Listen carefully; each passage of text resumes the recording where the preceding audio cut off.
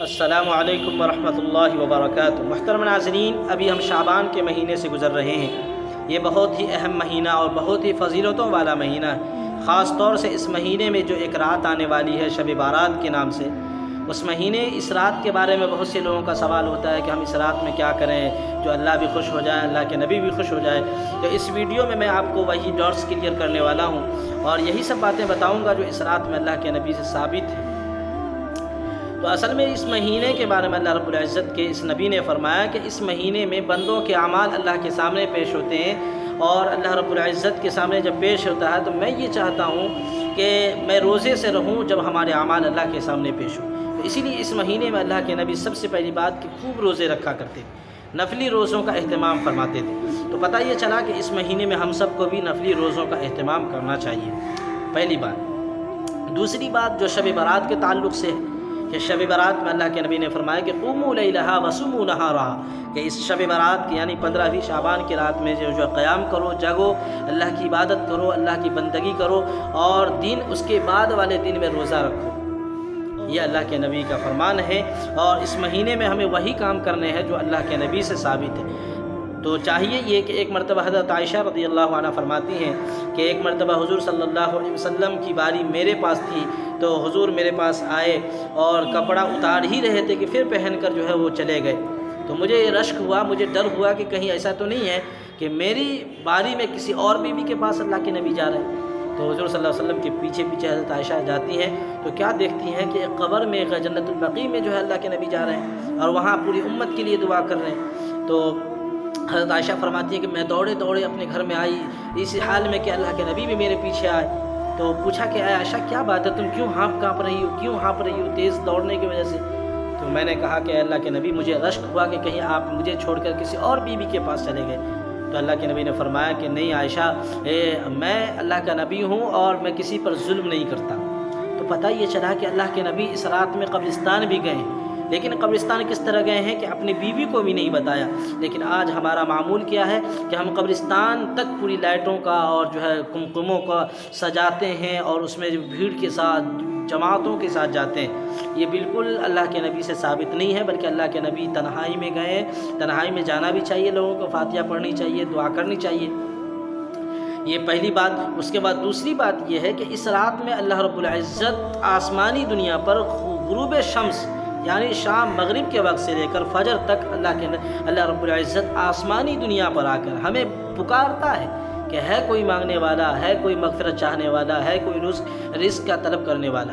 اب ہمیں ایک سوال کا جواب دیجئے کہ اگر آپ کے گھر کوئی مہمان آئے اور آپ اس سے باتیں نہ کریں، اپنے کاموں میں لگے رہیں، موبائل چلاتے رہیں، تو کیا وہ آپ سے خوش ہوگا اور دوبارہ آپ کے گھر میں آنے کی کوشش کرے گا؟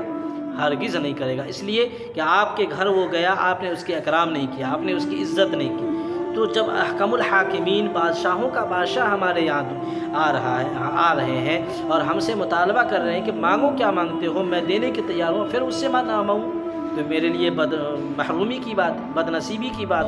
اس لیے میرے بھائیوں، یہ رات جو آنے والی ہے، اس رات میں ہم خوب اللہ کی عبادت کریں، اور جو ہمارے یہاں معمول ہے اور جو رسم و رواج ہے، جو راتوں میں خاص طور سے نوجوان کا طبقہ جو راتوں میں جو پٹاخے چھوڑتے ہیں اور رات میں گاڑیاں لے کر کے پوری رات گھومتے ہیں اور رات کو یوں ہی بے ضائع کر دیتے ہیں، تو ہمیں یہ بتائیے کہ کوئی انسان اگر کسی کو کچھ دینے کے لیے اس کے گھر جائے یا پھر وہ نہ لے، تو یہ جو محرومی کی بات ہے، بد نصیبی کی بات ہے۔ اس لیے ہم لوگ اس رات کو گپ شپ میں اور ہوٹلوں میں اور وقت کو ضائع کرنے میں نہ گزاریں، بلکہ اللہ کی بندگی کریں، اللہ سے خوب رو رو کر مانگیں۔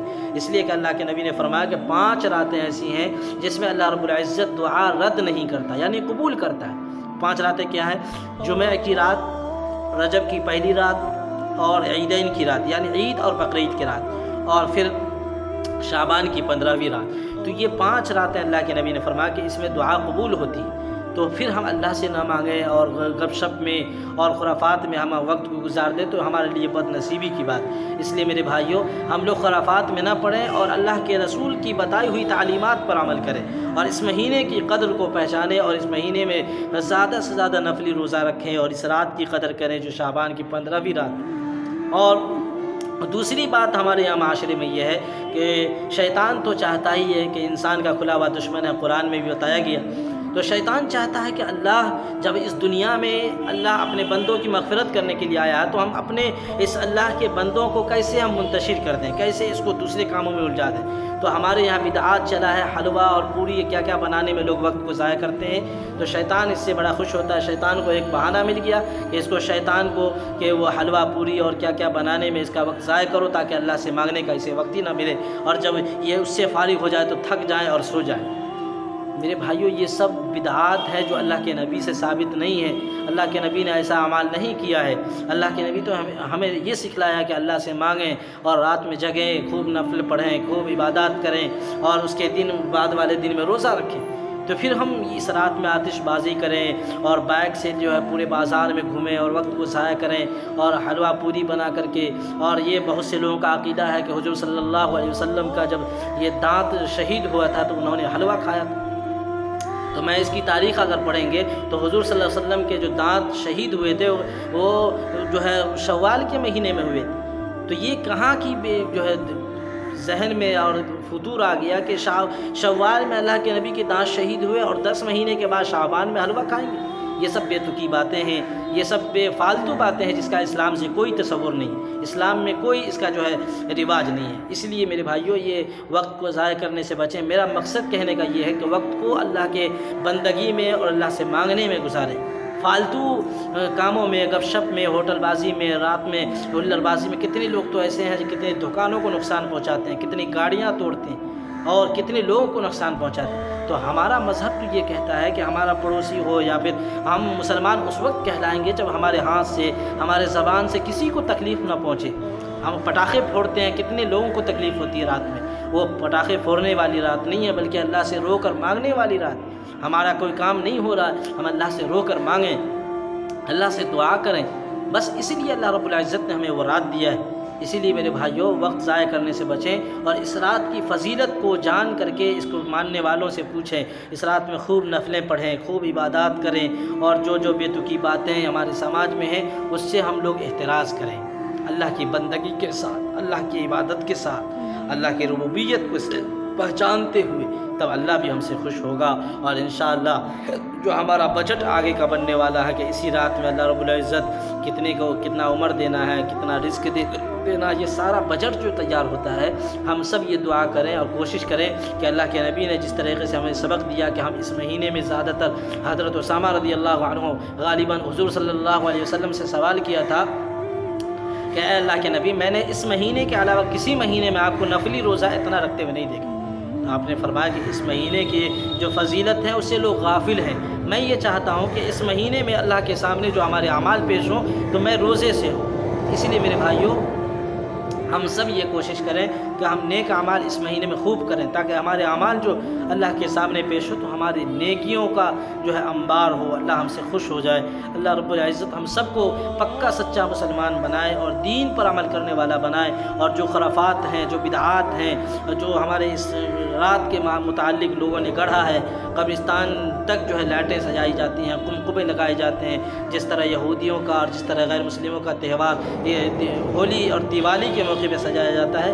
اللہ کے نبی نے فرمایا کہ من تشبہ بقوم فہو منہم، کہ جو انسان کسی قوم کا مشابہت اختیار کرے گا وہ اسی میں سے اٹھایا جائے گا۔